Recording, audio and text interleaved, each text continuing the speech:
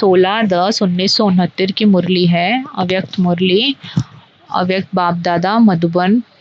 Heading है मुरली की, परखने की शक्ति और परखने की शक्ति को तीव्र बनाओ। परखने की शक्ति को तीव्र बनाओ।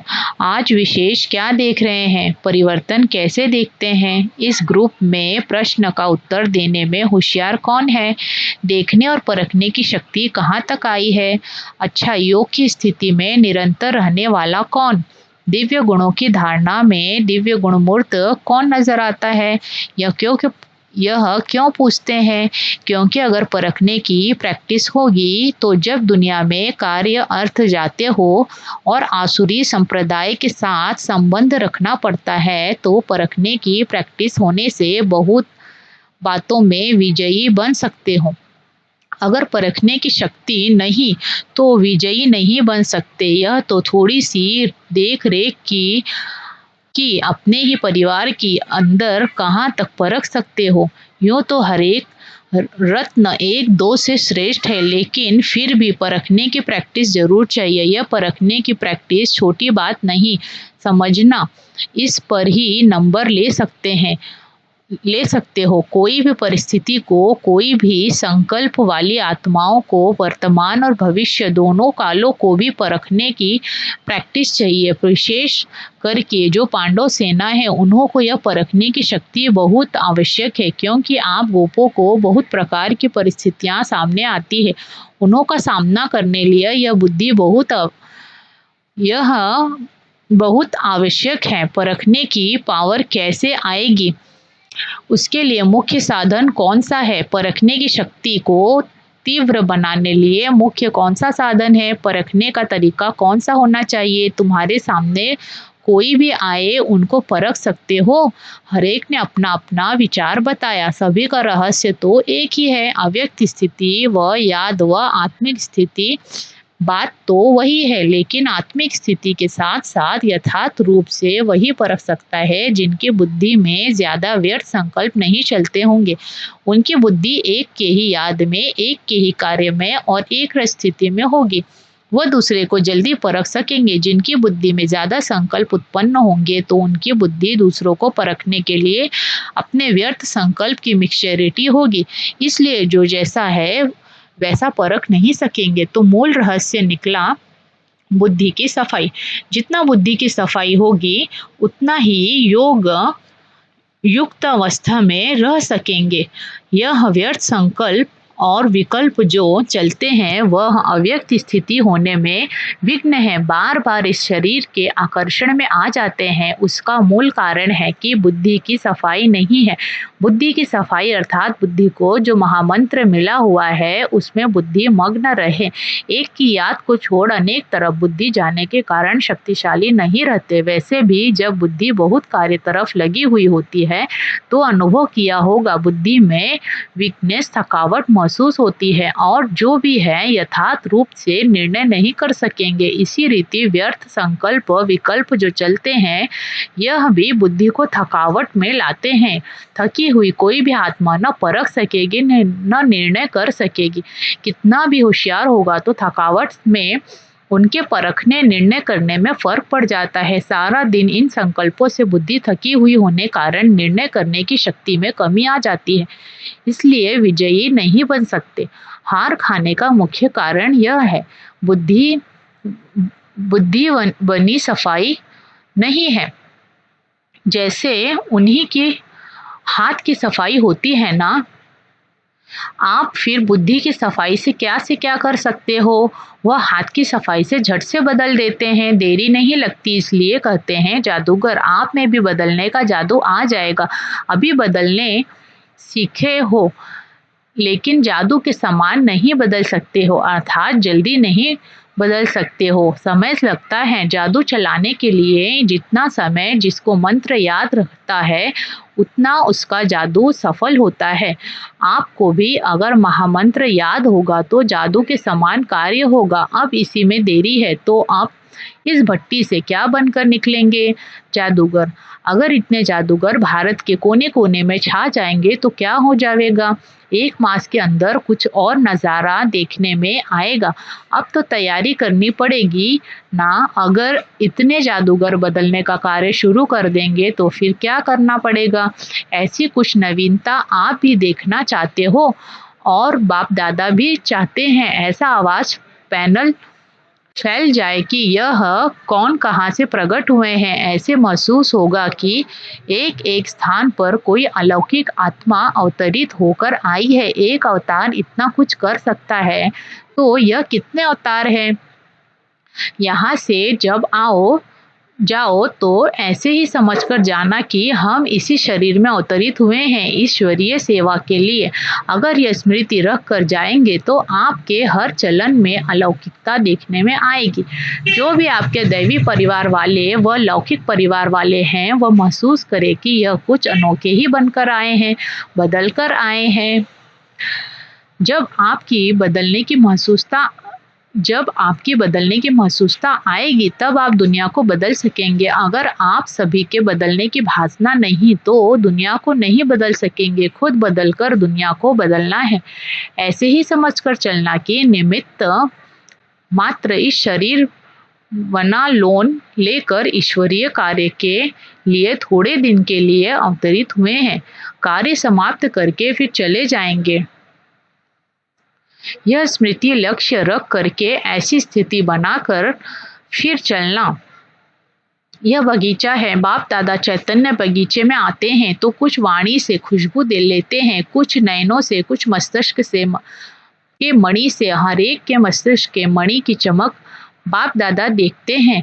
ऐसे ही अगर आप सभी भी मस्तिष्क के मणि को ही देखते रहो तो फिर यह दृष्टि और वृत्ति शुद्धतम सतो प्रधान बन जाएगी। दृष्टि जो चंचल होती है उसका मूल कारण यह है, मस्तिष्क के मणि को न देख। शारीरिक रूप को देखते हो, रूप को न देखो, लेकिन मस्तिष्क के मणि को देखो। जब रूप को देखते हो तो ऐसे ही समझो कि सांप को देख रहे हैं। सांप के मस्तिष्क में मणि होती है ना, तो मणि को देखना है, न कि सांप को। अगर शरीर भान में देखते हो तो मानो सांप को देखते हो। सांप को देखा और सांप ने काटा।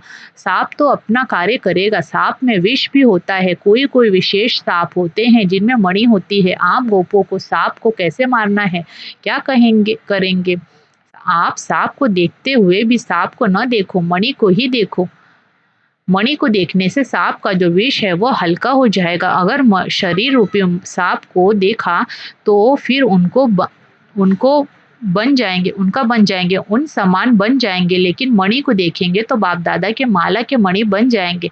या तो बनना है सांप के समान या तो बनना है माला के मणि। अगर मणि बनना है तो देखो भी मणि को। फिर जो यह कंप्लेन है वह बदल कर कंप्लीट हो जाएगी। बुद्धि से सिर्फ बुद्धि की परख से कहाँ कंप्लेन कहाँ कंप्लीट, रात दिन का फर्क है। लेकिन सिंधी भाषा में लिखेंगे तो सिर्फ 2 बिंदियों का फर्क है। यहाँ भी ऐसे हैं 2 बिंदी, एक स्वयं की, एक बाप दादा की। यह 2 बिंदी ही याद रहे तो कंप्लेन की बजाय कंप्लीट हो जाएंगे। इसलिए आज से यह प्रतिज्ञा अपने आप से करो। बाप दादा के सामने जो बहुत प्रतिज्ञाएं की हैं, लेकिन बाप दादा के समीप तो बहुत प्रतिज्ञाएं की हैं, लेकिन आज अपने आप से प्रतिज्ञा करो कि अब से लेकर सिवाय मणि के और कुछ नहीं देखेंगे और खुद ही माला के मणि बन करके सारे सृष्टि के बीच चमकेंगे। जब खुद मणि बनेंगे तब चमकेंगे। अगर मणि नहीं बनेंगे तो चमक नहीं सकेंगे। जब प्रतिज्ञा करेंगे तभी प्रत्यक्षता होगी। अपने आप से पूर्ण रूप से प्रतिज्ञा नहीं कर पाते हो, इसलिए प्रत्यक्षता भी पूर्ण रूप से नहीं हो पाती है। प्रत्यक्षता कम निकलने का कारण अपने आप से प्रतिज्ञा की कमी है। अभी अभी बोलते हो फिर अभी अभी भूलते हो। लेकिन अब प्रतिज्ञा के साथ साथ यह भी निश्चय करो कि प्रत्यक्षता भी लाएंगे। अब आपकी प्रतिज्ञा प्रत्यक्षता कर दिखाएगी। पांडव सेना है ज्ञानी तो आत्मा और शक्ति सेना है स्नेही तो आत्मा। जो स्नेही है वह योगी है। अभी तो एक एक पांडव के मस्तिष्क में उमंग उत्साह झलक रहा है। यह उमंग और उत्साह एक रस सदा रहे। मेहनत जो ली है उसका फल दिखाना है। अगर मेहनत ली हुई यहाँ चुकतू नहीं करेंगे तो फिर सतयुग में वह मेहनत का फल देना पड़ेगा, इसलिए जो मेहनत ली है उसे भरकर देना। हर एक सेवा केंद्र से यह समाचार आना चाहिए, यह कुमार तो अवतरित होकर के इस पृथ्वी पर पधारे हैं। ऐसा समाचार जब आए तब समझो कि फल निकल रहा है। अभी स्थिति की आवश्यकता है। जैसे बाप दादा लोन लेकर आते हैं ना, अभी तो दोनों ही लोन लेते हैं, थोड़े समय के लिए आते हैं। किस लिए? मिलने के लिए। वैसे ही आप सभी भी समझो कि हम लोन लेकर सर्विस के निमित्त आए हैं, थोड़े समय के लिए। जब ऐसी स्थिति होगी तब बाप का प्रभाव दुनिया के सामने आएगा। दोनों ही हिसाब ठीक ठीक किया है या लेने का किया है, लेने देने का नहीं। 6 मास तक एक रस रहेंगे ना, कि 15 दिन के बाद लिखेंगे, चाहते तो हैं लेकिन क्या करें, यह तो हो गया। ऐसी भी कोई भी कंप्लेन नहीं आए, फिर तो दीदी का काम हल्का हो जाएगा। आप खुद भारी होंगे तो सारा कार्य भारी हो जाएगा। बाप दादा की आशा कहें, वह शुद्ध संकल्प कहें, यही रहता है और रहेगा ही कि एक एक नंबर 1 हो। लेकिन सारे कल्प के अंदर जो अब की स्थिति बनाएंगे वह तो अब के हिसाब से नंबर 1 है ना, जो वास्तविक संपूर्ण स्टेज है। इसके लिए कह रहे हैं सभी यही लक्ष्य रखे कि हम नंबर 1 जाएंगे। यह नहीं सोचना कि सभी कैसे नंबर 1 जाएंगे, इसमें महादानी नहीं बनना है। तो दो बातें मुख्य याद रखना है कि एक तो मणि को देखना, देह रूपी सांप को न देखना, और दूसरी बात अपने को अवतरित समझो, इस शरीर में अवतरित होकर कार्य करना है। और एक स्लोगन सदा याद रखना कि जो बाप दादा कहेंगे, जो कराएंगे, जैसे चलाएंगे वैसे ही करेंगे चलेंगे, बोलेंगे देखेंगे। यह है पांडव सेना का मुख्य स्लोगन। जो कहेंगे वे सोचेंगे और कुछ सोचना नहीं है इन आँखों से, और कुछ देखना नहीं है। आँखें भी दे दी ना, पूरे परवाने होना, परवाने को क्षमा बिगर और कुछ देखने में आता है क्या? आपकी आँखें और क्यों देखती? जब और कुछ देखते हैं तो धोखा देती है। अपने को धोखा न दो, इसके लिए परवानों को सिवाय क्षमा के और किसी को नहीं देखना है। संपूर्ण अर्थात पूरा परवाना है। यह है छाप। रिजल्ट तो अच्छी है लेकिन उसको अविनाशी रखना है। जब जैसे यह है छाप, रिजल्ट तो अच्छी है लेकिन उसको अविनाशी रखना है। जब जैसे चाहे वैसी स्थिति बना सके, यह मन को ड्रिल करानी है।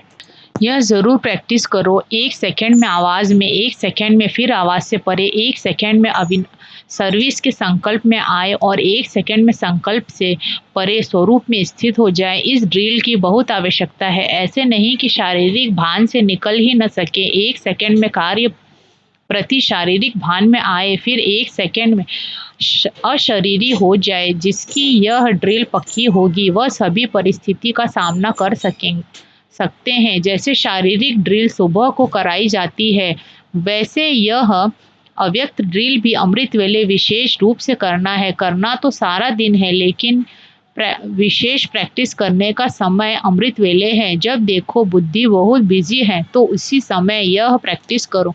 परिस्थिति में होते हुए भी हम अपनी बुद्धि को न्यारा कर सकते हैं, लेकिन न्यारे तब हो सकेंगे जब जो भी कार्य करते हो वह न्यारी अवस्था में होकर करेंगे। अगर उसी में कार्य में अटैचमेंट होगी तो फिर 1 सेकंड में डिटैच नहीं होंगे। इसलिए यह प्रैक्टिस करो कैसी भी परिस्थिति हो, क्योंकि फाइनल पेपर अनेक प्रकार के भयानक और न चाहते हुए भी अपने तरफ आकर्षित करने वाली परिस्थितियों के बीच होंगे।